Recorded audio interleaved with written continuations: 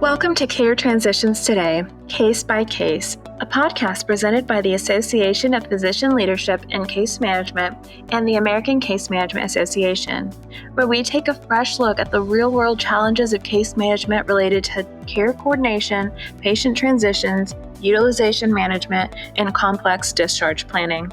Today, we are joined by Dr. Rebecca Sevier and Dr. Sweta Singh, along with special guest Patti Velky.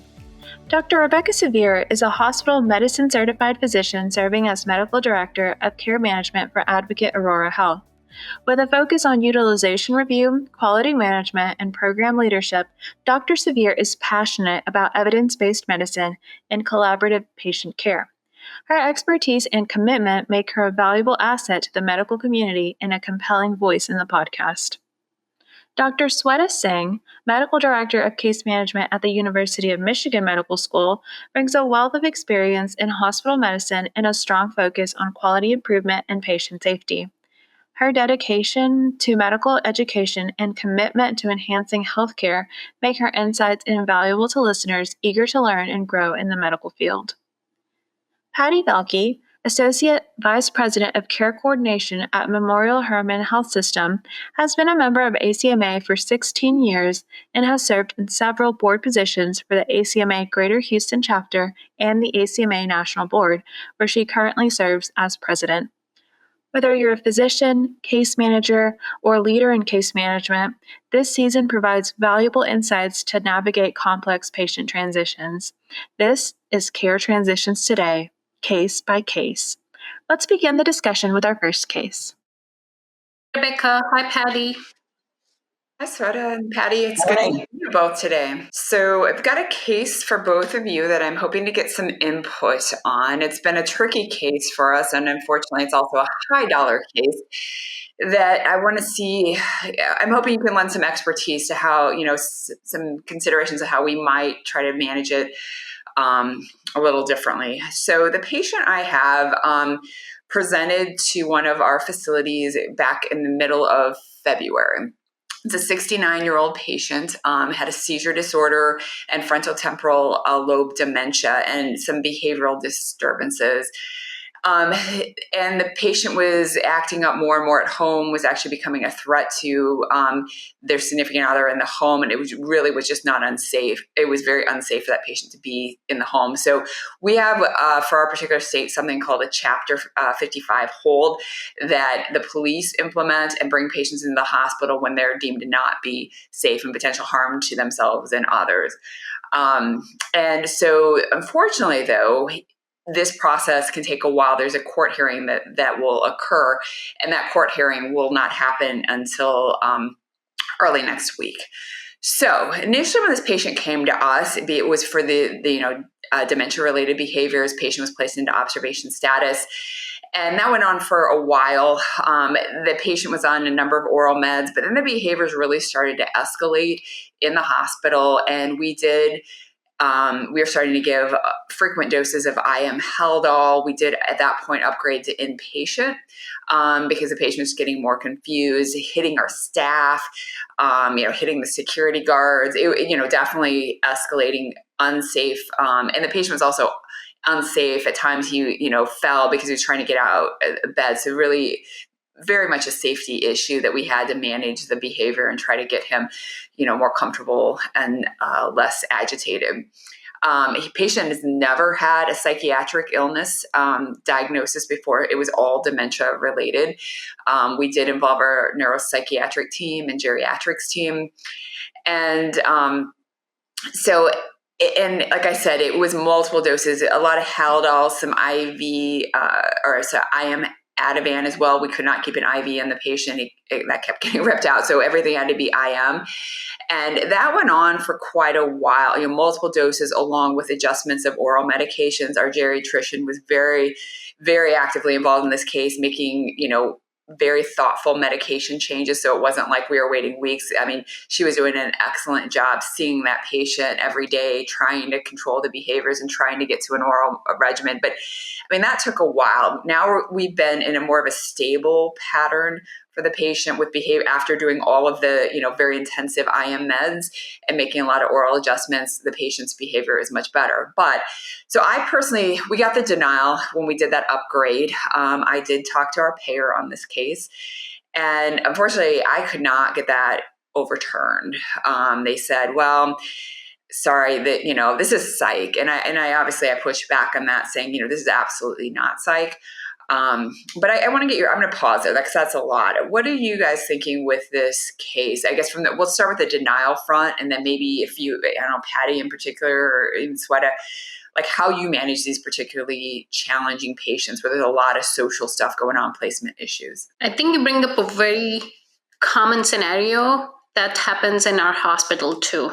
Way more common than we would like to, but unfortunately, that is a reality. And especially as dementia progresses and they become more and more unsafe or manageable for patients' family members or themselves, they end up in the hospital, and then initially there's more confusion, more agitation, and we follow the same approach. If someone's requiring that frequent IM or IV doses, or even if once a day, but more consistently, more than 2 days, we flip them to inpatient and try getting an inpatient approval. And I agree with you, this is not a psych diagnosis, even though we are using antipsychotics, but it is for a medical reason, which is dementia. And I can see where it gets a little bit tricky in terms of, because pretty similar to when we have a patient with not necessarily the other thing I was going to say is we also look for, and which I'm sure your hospitalist and geriatrician did, is make sure there wasn't an acute medical reason for decline, like ruling out any UTI, constipation. As a hospitalist, I'm always thinking of those things, right? And making sure those were, and also argue, like we are looking for medical things and we did rule them out too. So we did a medical management from that perspective too, and making sure their bowel regimens are timed. If they're that agitated, how are we doing with their hydration? How are we doing with their nutrition? So it's not just a psych and restraint. There is still a complexity of care that goes into this.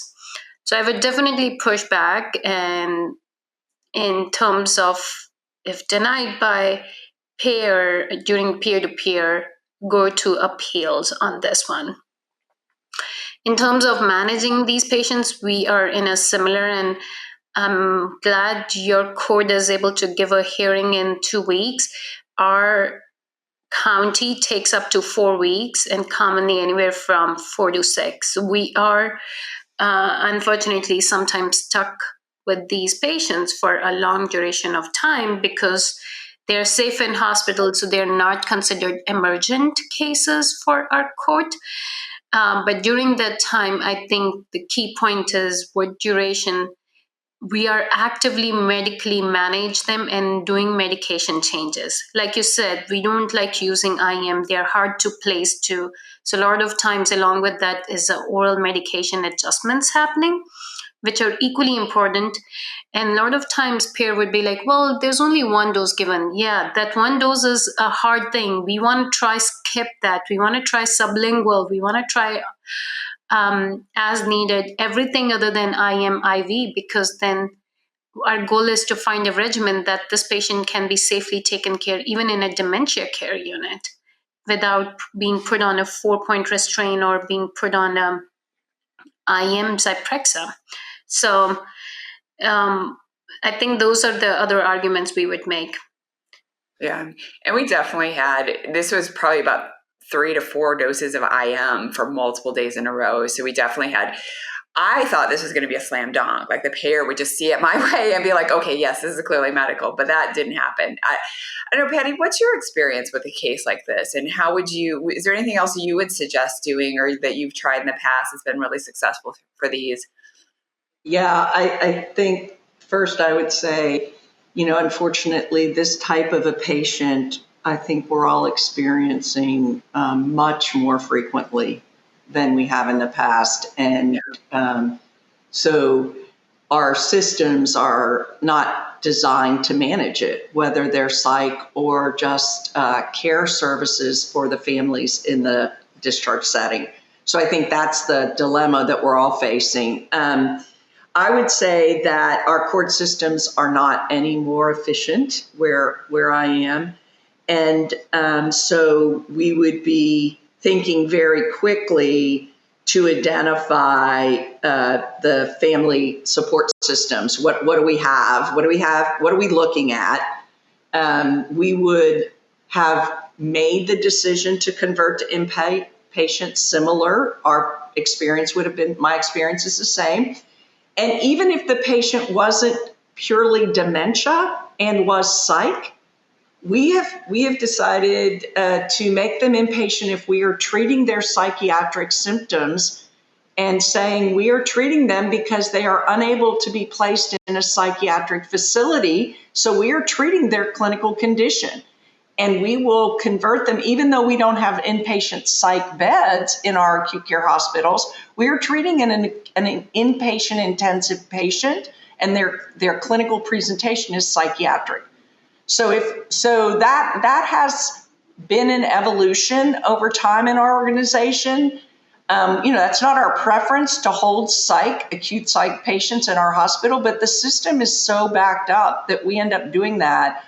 And so our position is that we would expect payers to authorize that care and service at an inpatient level, whether the patient was there with a clinical dementia overlaid with behaviors or with a pure psychiatric condition for which we're treating. So we're aligned on how we would do that. The other thing is that I would say is, I wonder if some of the denial is based on benefits. So if they deny it for it being psych, they can deny the medical side of the patient's benefits and potentially use that to deflect coverage to say the patient doesn't have psych benefits. So I'm always thinking about, where is the denial perspective coming from the payer? Again, not to in any way assign any kind of nefarious thought, but if the patient doesn't have a psych benefit, sometimes they're just looking to say, we only cover medical care, we're not covering it. So that would be my other thought, is that when they do a peer-to-peer denial like that and they say it's psych, thinking about, is it a benefit issue? Dr. Severe, that would be my thought. Yeah, and definitely. And that's why I came into it, because I've been down this road before with other cases. Like this is a Medicare Advantage plan. So because this had no psych overlay, it wasn't a principal psychiatric, issue. It was truly dementia, delirium. And to me, that is different. So I wanted to try to, head off that argument. And that's why I went down the path of calling that out, having that information. And it was kind of interesting just talking to this particular medical director, and her take on it was, she's like, well, you can just send them to the skilled nursing facility. They can manage that. And I was like, sorry, absolutely no way, that they cannot give this kind of medication. It is not safe. And there is no SNF facility in the country that will take a patient like this. I also said a psychiatric facility will not take a patient like this because it's primarily dementia. And because she kept trying to push back, and I kept saying, no, that is not how it works. That is not true. And I do find sometimes there's a lack of knowledge, or, and just wanting to quickly dismiss this case and say, oh, it's psych. We don't, I don't think that meets for inpatients. And then I try to go back to the 2-midnight rule. And, I said, this wasn't just placement. We do have those long placement cases where it's no medical necessity and we're not doing all of this, but this had the added element of, we had to do medical intensity. And I even find with our psych cases, our psych facilities will not take a psychiatric patient with this much intensity, because oftentimes pushing all of these drugs, especially if the patient has medical issues, they get very concerned about, continuous telemetry and monitoring their respiratory status and managing whatever other medical issues, that I find that we end up with a lot of these psychiatric patients, trying to get them better controlled just because of their underlying medical complexity. At least I don't know if you guys run into that too, but that's another thing that we have issues with too. Not so much this case, but other cases. So. Right. And absolutely. I think I can see where they were trying to push it to be a psych so they don't have to cover, because a lot of payers don't have, or depending on the contract, is psych is a covered benefit or not. Having said that, this is definitely not something skilled nursing facility can handle, because as per the OBRA Act, 1987 Act, since then restraints, and even if you're giving someone IM, is considered chemical restraint, is not, no one would risk their license. If someone is this agitated that they're requiring, they'll send them to the hospital to manage their symptoms, get an oral regimen in place before they would accept. They do not have a capacity to even have that 1:1 that these patients need. And even if they are locked memory care units, still they cannot be using restraints, chemical or physical. So no, this patient cannot be managed at the skilled nursing facility if they're requiring IM to manage the behaviors, and putting this patient with other vulnerable patients who are not able to protect themselves. And this patient is clearly shown to be risk to herself as well as others, would not be the wisest thing or the safest thing. So I think that's definitely over there. We can see a little bit of, like you said, maybe lack of understanding of what happens over there and what patients would be accepted and not accepted. Yep. Well, I will have to let you guys know how this plays out. We are definitely escalating this. I've actually gone and escalated it up to the care medical director to help me out more real time. Like I said, this patient, we're still working on that placement. And I think because we managed to get behaviors better control, and our case management team has been aggressively looking for a safe discharge location, I think, hopefully we'll get the patient out, and it'll be that nice win-win situation, where the patient's in a safe place, their behaviors are managed. So, well, that was my case for the day. I don't know. I think, Sweta, do you have one for today too that you want to go over? Happy to go over my case that I brought in today. In this case, I will present in two parts. First, because a little bit sometimes when we're looking at the case, it can be how we look at the cases, what my goal from this discussion, this case is. So this is a 74-year-old woman with a history of hypertension, TIA, asthma, who is coming in with hypertension, nausea, vomiting, and headache. So patient was noticing blood pressures in 170s, 190s, and was having nausea, headache, blurry vision, called the triage line. Triage line told her to come to the ER. In the ER, by the time patient came, nausea, vomiting, and headache was already getting better. Blurry vision was present, but no unilateral weakness. TIA that I shared as a past medical history was back in 2024, and she reports the TIA presentation was much more severe, and per chart review, TIA presented with sudden onset vision changes, vomiting, severe vertigo, and she had dysmetria and nystagmus on exam at that time. So this time it's the milder version, but no vertigo, no nystagmus, no dysmetria. In the ER, blood pressures were 170s to 190s, by this time asymptomatic from neurological symptoms, and had elevated LFTs. Liver ultrasound showed an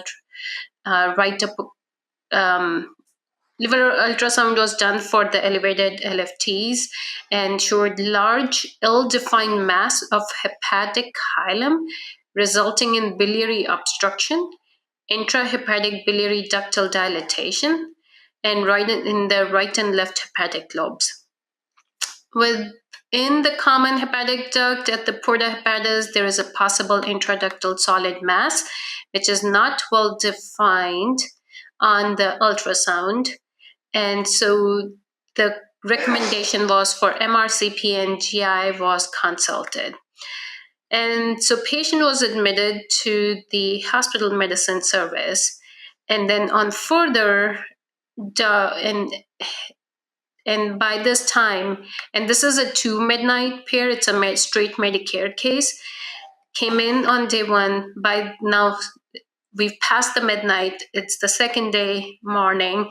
Patient's admitted to the hospital medicine service, and on further history taking, actually has 1.5 years of nausea, vomiting, abdominal pain with 40-pound weight loss. And GI was consulted. They said, let's start with CT abdomen pelvis.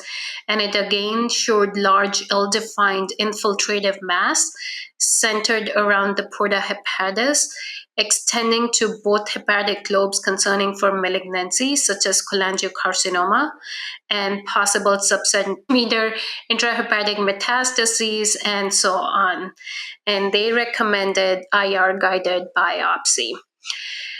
PR medications are on board, but patient symptoms are a little bit well controlled. And this, by the time now, day 2, later in the day, plan made, okay, all these results are out.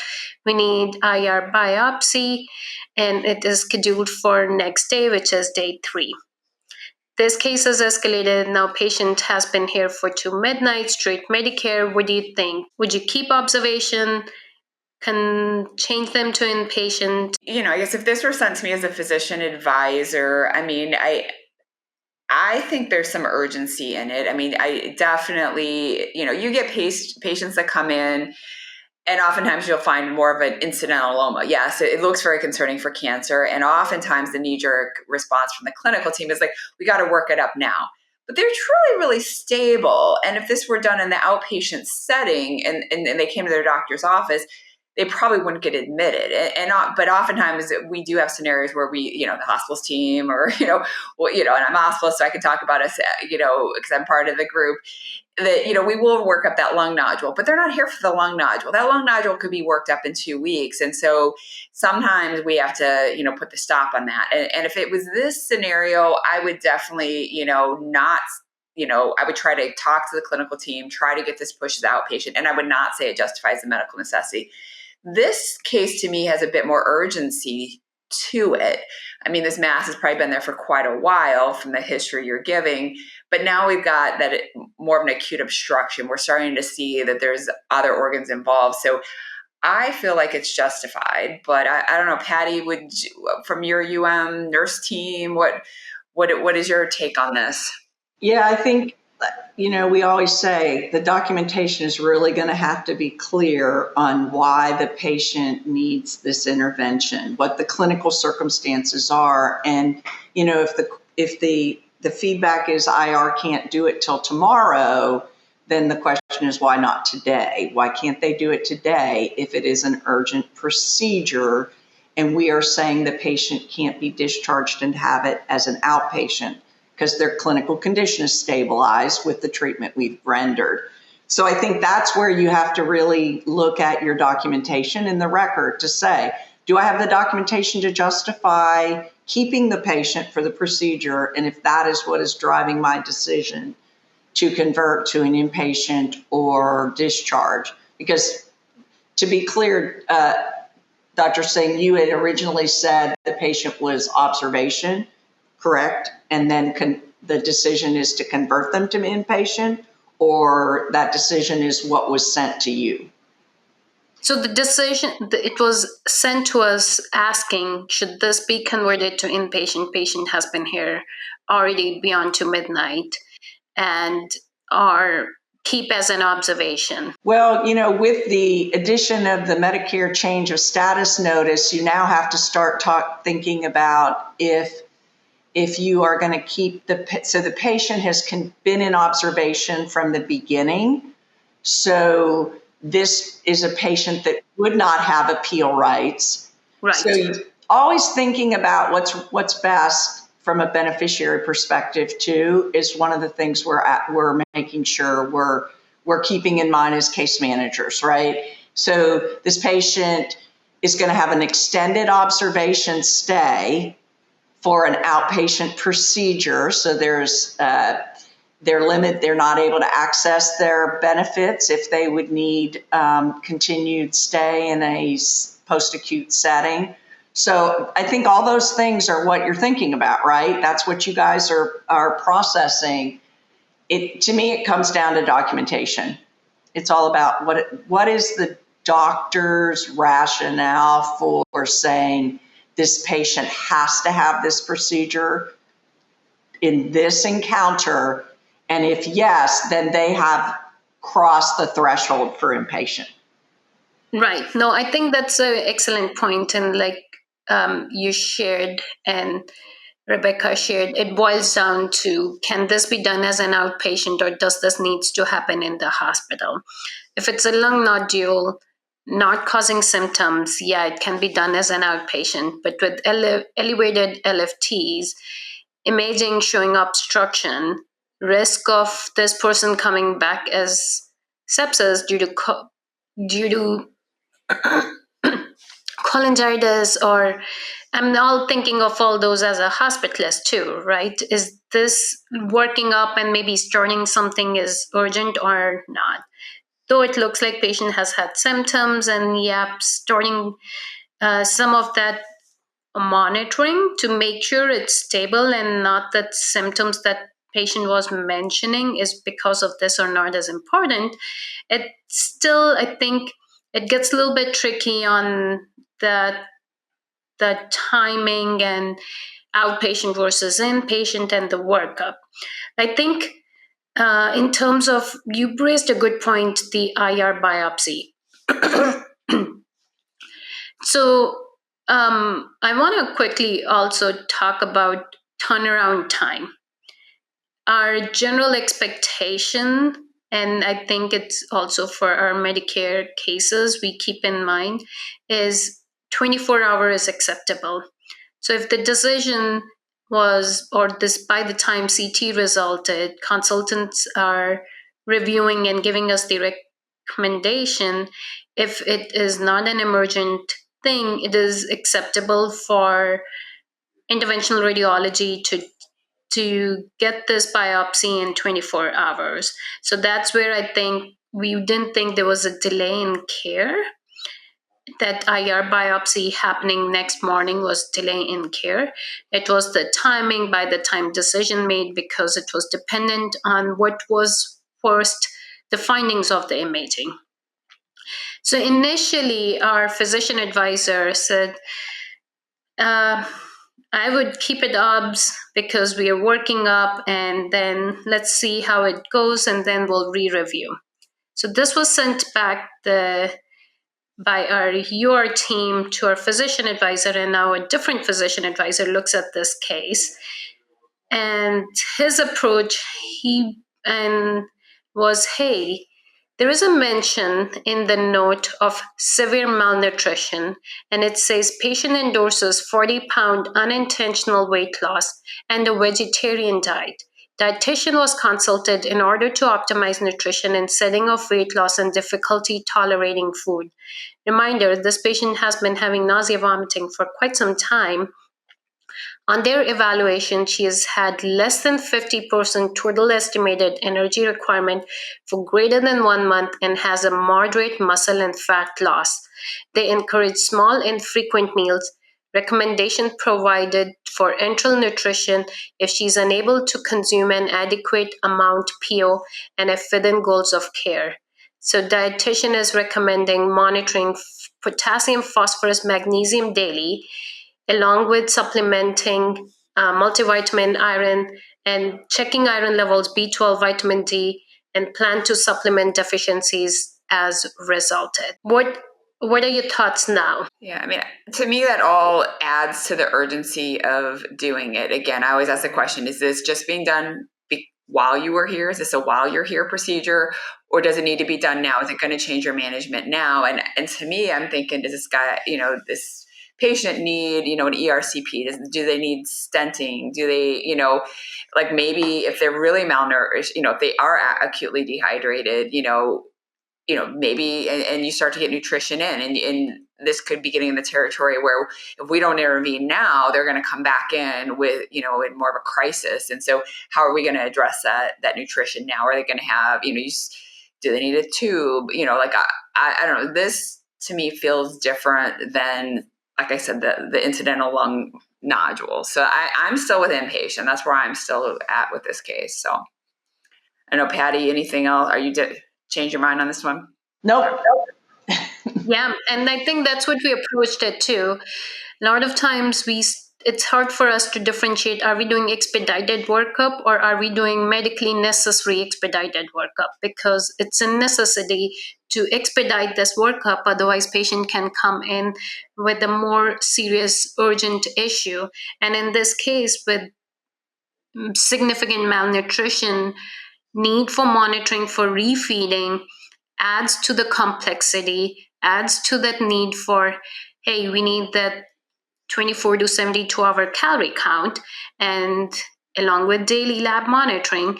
And if they're not meeting an enteral nutrition plan, either through tube feeds or supplements, and then again monitor for refeeding, because once they'll start, they will have that refeeding syndrome and might need IV replacement. So agree with the inpatient, and that's what we went with as well. But I think the key learning points from this case was sometimes intensity of services, and the timing of things can be hard to differentiate between what is an expedited, like you said, workup that is done because they're just here, versus, okay, it's medically necessary in order to safely get the patient out so we don't end up patient coming back with a crisis situation. Yeah, I think where we end up is we tend to perseverate on a lot of this versus be comfortable making the decision. And I'll speak from my historical perspective is we become denial averse and we worry that we are going to get denied. So we tend to set unrealistic expectations versus leaning into your clinical expertise that says this patient is at high risk for an adverse outcome. That's a simple, the language in the regulation is pretty clear in that space, and you've articulated it well. Not just the initial what is going on, but all the challenges around the feeding and the fact that this patient is not eating, and that the risk of trying to find the diet that would be appropriate to sustain them. So it's not as simple as external entities who are holding us accountable make it. And so I do think that it's important for us to just remember that it sometimes the old adage, if it walks like a duck and quacks like a duck, it's probably a duck, and we should just call it a duck and not be so concerned about what the outcome is going to be. A lot of what we've done is, we've documented why. We've had our physician advisors document why, and if the case gets denied and we fail on the peer-to-peer, we'll reevaluate it after the fact, and we'll make some decisions about what's the best use of our time and treasure to continue to appeal. But I worry over the years of my experience that we become our own worst enemy in trying to read the mind and just don't give ourselves have enough confidence, and that's probably not the right word, but we're just not decisive enough to say, we believe this is an inpatient, we're going to make it an inpatient. And then track and trend it. And we have tremendous managed care support in our healthcare system, where if we see trends I'm sure you do, with medical directors or payers, we can track that and elevate it.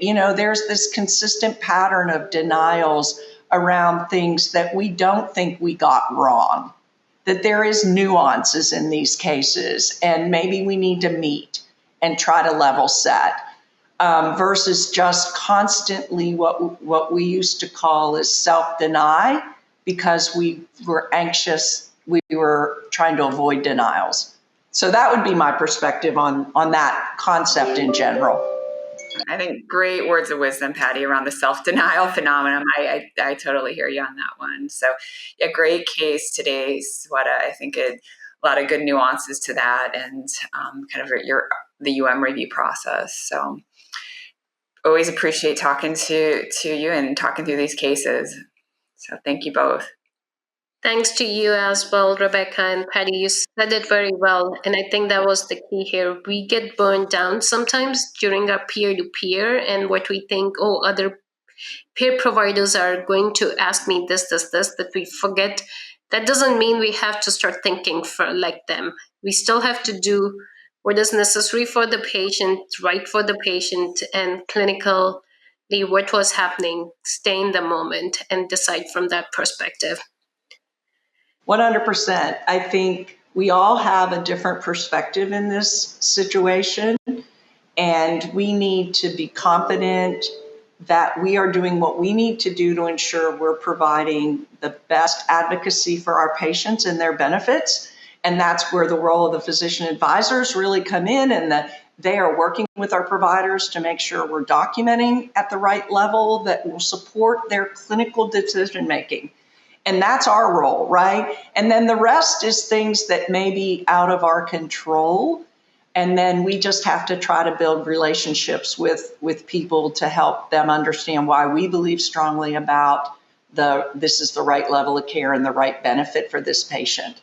And so I appreciate what you guys do every day to try to work with your colleagues to help them understand it, because we all live this world every day, but our patients and most of our colleagues don't. They're focused on doing the right thing for patients and taking care of them. So I'm thankful for the work, and thanks for including me in the conversation. The Association of Physician Leadership in Care Management, or APPLCOM, was created to provide support and education for physicians in this field. APPLCOM is unique because of its connection to the American Case Management Association, focusing on the partnership and collaborative model of nurse case managers, social workers, and physicians in care management. ACMA has a rich 25-year history of supporting the case management field. APPLCOM is inclusive of all practice settings. Membership in APPLCOM also gives you access to all ACMA resources and benefits. Whether you're new to case management or have years of experience, APPLCOM membership is valuable. Gain access to professional networking opportunities and resources. Visit www.applecom.org to learn more. Case managers, join thousands of your peers who have made the decision to further their connections, learning, and knowledge through ACMA membership. Access the Member Education Center with recorded webinars, CEs, and peer-reviewed articles 24/7. Visit www.acmaweb.org/membership to learn more. So in the spirit of some of our challenges around psych, I had several cases that I wanted to talk about, but I think this one might be aligned with what we've talked about earlier. So this is a 60-year-old patient who has Medicare Advantage who'd been in our hospital for 21 days. The patient does not have capacity, and his surrogate decision maker is his mother. So think about that. He's 60. His mother is the surrogate decision maker. So we probably likely have an 80-year-old decision maker. He lives with his parents and two brothers. So just let that kind of settle in. He presented to the ER with altered mental status and agitation. And we have a psychiatric response team that helps us support our hospital medicine and care providers on this. They're recommending the patient needs inpatient psych. But unfortunately, the patient has some comorbid cardiac issues. And in our market, anything looking medical is a barrier to psych placement. And I see you nodding your head, so I know that must be true for you. And during the admission, the patient became catatonic, and he's not feeding himself, he's incontinent, he's not getting out of bed. So we have attempted to place him in multiple psychiatric facilities with no success. So, and the barrier would be that he doesn't feed himself, the incontinence, and the inability to ambulate or do anything for himself. And so our psych team has been adjusting his med. We have worked with our psychiatrists. We've had what we call psych rounds, so that the care team and the psychiatric providers get together to try to say, what are we doing? But I think when this case was brought to what we call our outlier rounds, the patient had not responded to any changes in the medication, and they were going to do a lumbar puncture. I don't know this is the documentation that I have. And the question to our large group, and when we do our outlier rounds, we have our comprehensive catastrophic case management team and physician advisors and our legal team and many of our case management leaders on the phone. So we try to do a mind meld on how can we manage this case. So the question for the group was, is there anything else we could be doing from other disciplines' perspectives to take care of this psychiatric patient? And I know that's not a lot of clinical detail, but given the fact that we talked earlier about psych, maybe there would be something that from your experience you've seen your teams do differently than what our hospital might have done in this case. Yeah, I mean, it's hard because for me, it's really truly teasing out, is there medical or not? So if the fact they're going down the road of a lumbar puncture makes me think, are there some clues that say maybe we've got a medical issue? Because really going just to it's psychiatric, that's a diagnosis of exclusion. And so have they done that thorough neuro workup? Is there some sort of, drug reaction? At this point, I would think that, it's probably not taken much by mouth, but just looking through all the different things that can cause this and just not trying to fixate on that this is psych and just managing behavior. So I would agree with that. I mean, and definitely when we have these tough cases, like you've got to ask the questions, and we've all had some weird cases where lo and behold, they have this, very peculiar diagnosis. And initially we thought it was all psych. So it does happen. So I think you do need to go down that pathway, make sure you're asking all the right questions. But if you're back to psych and it's not, medical, I guess that you have to sort out, is your psych team engaged? Are they actively making med changes? I'm guessing this patient, if they're not taking the oral, is probably on IV fluids. What are you doing for nutrition? Are you supporting that? So they get pretty medically complicated. And oftentimes you do need to keep them in the hospital until you get them turned around. I would also say if it's all psych, and I mean, usually, yeah, it's hard. I mean, sometimes goals of care kind of conversations are key in this at a certain point. But I think you need to also make sure you're adequately treating that medical and the psych. It gets a little bit touchier, but oftentimes when we got a patient, let's say it was all medical, and they're not eating and drinking and they're not doing well, like you have to start thinking about goals of care and, where are you going with that? But I don't know. I'm not sure I'm there yet with this one because I don't feel like we have all the answers. So I don't know, Sweta, where's your head going on this case and what would you do?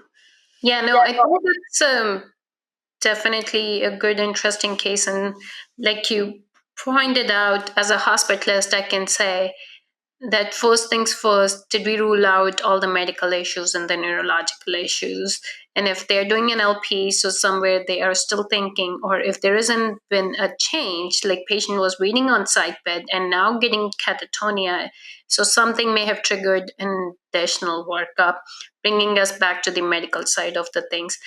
Secondly, from catatonia perspective, they're very, I would say, commonly in my experience, we don't end up getting them into the psych bed because that's considered a medical emergency. Because if patient's not going to take orally, and even after medication adjustment, they're not taking liquids, we have to sometimes push for IV fluids, which are hard to do in the psych hospitals because their nursing to patient ratio, nursing expertise is very different. So in bringing us back to the point, the level of care that those patient needs, and if this patient is not eating, drinking, or even being incontinent, as well as now may require IV fluids, workup as to why he declined and already has a complex heart history, making me think if they're thinking of something else is happening, like you said, Rebecca, it could be. And with that heart, is he throwing a clot? Is he having who knows, right?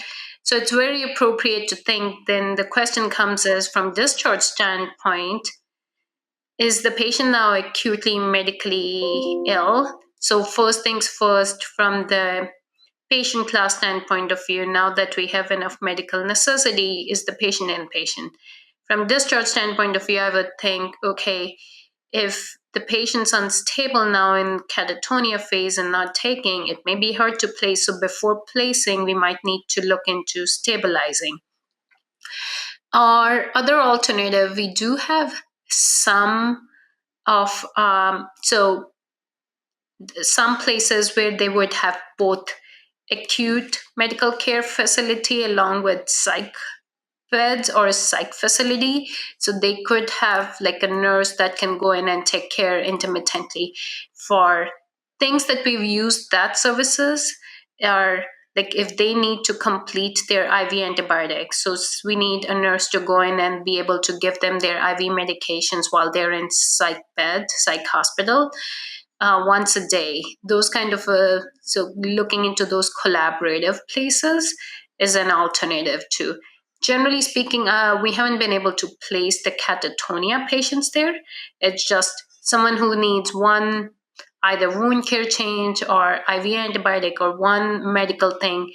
If that's just the hindrance, then we are able to get them to these collaborative psych beds. Yeah, thank you. I think that's probably there's obviously much more on the clinical side of this case, and we also have arrangements with some behavioral health beds to place patients in the community because our county resources and state resources, as I'm sure are yours, are totally overwhelmed. So our organization will fund these patients in the community. And one of those locations does take medical psych within limitations. Again, it has to be pretty black and white, and the medical treatment has to be based on, a clear diagnosis and treatment plan with some sort of end in the medical, so that when they are doing the disposition for the patient, they're dealing mostly with the psychiatric disposition.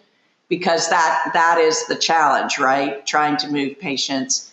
I think what made this case interesting is that over those 21 days, how the patient progressed and how they were continuing to try to make that diagnosis. And these cases are extremely complicated, and we feel like we've worked really hard to surround our direct care providers, our clinical care providers with the right psych support so you can concentrate on the clinical diagnosis and treatment of the patient. But this case clearly shows how sometimes those intersections are so close that you're even 21 days in and you have no real answer. And I think we're seeing more and more patients like that. The other thing would be in a case like this, and we have other examples of where the patient ends up being stabilized enough clinically and psychiatrically, but now you have an 80-year-old family member that can't take care of them, right? You have them coming home you have no homes, you have no one willing or able to take care of them. So now you're trying to place this patient in a long-term care facility or a skilled facility, and you're getting a lot of pushback because they've had this psych treatment. And I see you both smiling. The SNF providers are looking through that record and seeing that patient had a psych experience. So I think in the end, even if you get to the diagnosis, you end up bumping up against the discharge. What's the discharge plan on a patient like this? And unfortunately, we're seeing more and more aged adults who are living at home with elderly caregivers. And I think that's a general concern that we're seeing in our community. that makes discharge planning even more complicated. So I appreciate your input, and I would be interested to know if you in your organizations have similar types of opportunities for your case management teams to bring these complex cases to a multidisciplinary approach, because we've really found that it is the best practice. We'd like people to bring them early so we can, and then often is our recommendation. So it's plan A, B, C, and D, and then we can call in the right members of the care team. And we found that our legal support, having a legal person from our legal team on there, has been extremely helpful. No, I agree. Best practice, you need to have some mechanism for managing these long length of stay complex cases. And we have our own, it kind of varies site to site within our health system, but definitely so invaluable, especially as we're seeing more and more of these complicated patients. It's social, it's medical, it's psychiatric. It's just, you absolutely need the whole team there brainstorming on these cases. So thank you. This is another great example, Patti. Thank you. Yeah, we have a similar where we have a long length of stay rounds where all case managers come present, all their patients with length of stay greater than 7 days. And so we can troubleshoot things and then review them, see the progress, as well as have complex case manager who can help with some of these more complicated, time-consuming cases. So our case managers can focus on the 80% of their patients. And as you know, some of these cases, they need a lot more time and coordination than the others. Yeah, we could probably do a whole episode on the model and the evolution of the models of how we can focus on making sure our patients have the right level of care to get the access to the benefits they need so that we can effectively do their discharge planning, and what the different organizations do relative to pulling together resources to have those points of conversation timely so that you get ahead of it.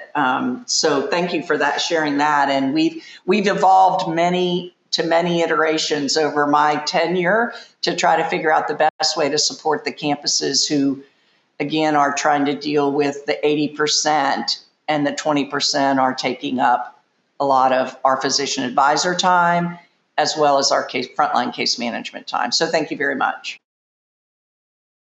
Thank you to everyone for joining us for another episode of Case by Case. We would love to hear from the audience. Please join in on the conversation by visiting acmaweb.org/podcast, and don't forget to subscribe so that you are notified when we upload new episodes. Until next time, this was Care Transitions Today, Case by Case.